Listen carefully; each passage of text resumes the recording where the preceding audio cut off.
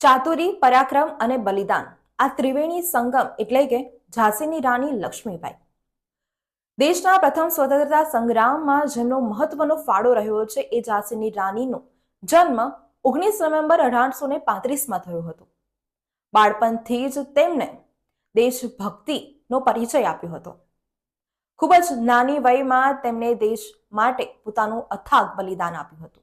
આજે 19 નવેમ્બરના રોજ શહેરના સુભાનપુરા ઝાંસીની રાણી સર્કલ ખાતે શહેર મહાનગરપાલિકા દ્વારા પુષ્પાંજલિ અર્પણ કરવામાં આવી હતી. શહેરના પ્રથમ નાગરિક મેયર પિંકીબેન સોની દ્વારા ઝાંસીની રાણી લક્ષ્મીબાઈની પ્રતિમાને પુષ્પાંજલિ અર્પણ કરવામાં આવી.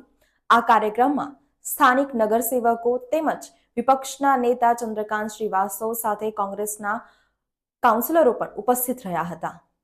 ઝાંસીની રાણી લક્ષ્મીબાઈની જન્મજયંતિ નિમિત્તે સુભાનપુરા ઝાંસીની રાણી સર્કલ સ્ટેશન રોડ ખાતે વડોદરા મહાનગરપાલિકા દ્વારા પુષ્પાંજલિ કાર્યક્રમ યોજવામાં આવ્યો હતો, જેમાં વડોદરા મહાનગરપાલિકાના મેયર પિંકીબેન સોનીના હસ્તે ઝાંસીની રાણી લક્ષ્મીબાઈની પ્રતિમાને પુષ્પાંજલિ અર્પણ કરવામાં આવી હતી.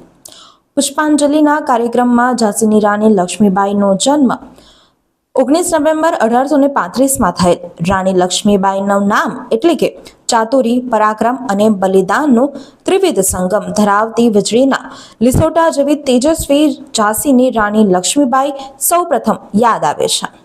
આજે પણ કોઈ સ્ત્રીએ બહાદુરીનું કાર્ય કર્યું હોય તો લોકો તેને ઝાંસીની રાણીનો કિતાબ આપીને સન્માનિત કરે છે.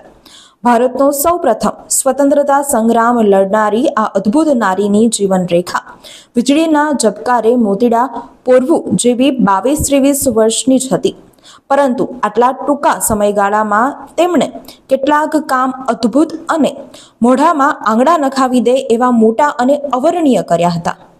આ પાણીદાર મોતી એટલે ઝાંસીની રાણી લક્ષ્મીબાઈ નો જન્મ 19 નવેમ્બર 1835ના રોજ વારાણસીના કાશીમાં એક બ્રાહ્મણ પરિવારમાં થયો હતો. એમનું નામ મણિકર્ણિકા હતું. ઘરના લોકો લાડમાં એમને મન્નુ કહેતા હતા. 4 વર્ષની ઉંમરે જ બાજીરાવ પેશવાના પુત્ર નાના સાહેબની સાથે જ શાસ્ત્રોની સાથે સાથે ઘોડેસવારી અને શસ્ત્રબાજીની તાલીમ આપવામાં આવી હતી. માત્ર 12 વર્ષની વયે મન્નુએ ભલભલા અનુભવી યોદ્ધાઓને વીરાંગના લક્ષ્મીબાઈએ કરેલા તેમના કાર્યકાળ દરમિયાન અંગ્રેજો સામે અનેક યુદ્ધ જીત્યા હતા.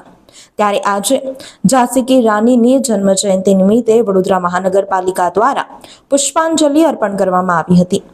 આ કાર્યક્રમમાં વડોદરા શહેરના પ્રથમ નાગરિક મેયર પિંકીબેન સોની, વિપક્ષના નેતા ચંદ્રકાંત શ્રીવાસ્તવ, પૂર્વ સ્થાયી સમિતિના ચેરમેન હિતેન્દ્ર પટેલ, સ્થાનિક નગરસેવકો અને કોંગ્રેસના સભ્યો ઉપસ્થિત રહ્યા હતા.